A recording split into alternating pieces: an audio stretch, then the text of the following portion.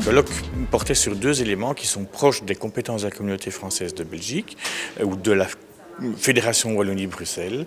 Et donc ces deux éléments sont d'une part l'éducation et d'autre part les médias.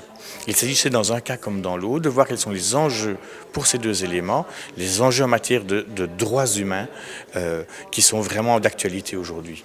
En termes de conclusions qu'on peut tirer de cette journée-ci, on a pu mettre en avant plusieurs éléments et l'un d'entre eux, c'est que les droits humains doivent continuer à être défendus, ils font partie du corpus, mais il existe parfois des difficultés dans le quotidien de nos enseignants pour pouvoir réellement procéder à cette éducation aux droits humains.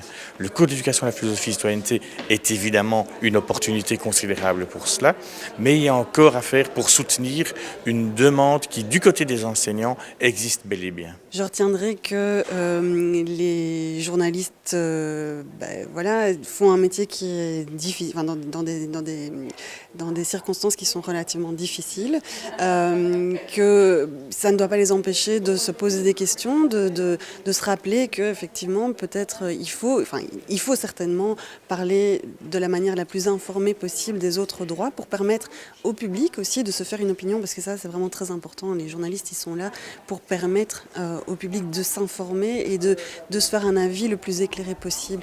Et quand il n'y a plus de journalistes, eh bien, ça permet en fait de violer en silence les droits fondamentaux de la population. Et je pense que c'est important aussi pour la population de se rendre compte que c'est important d'avoir une presse qui est forte et de qualité.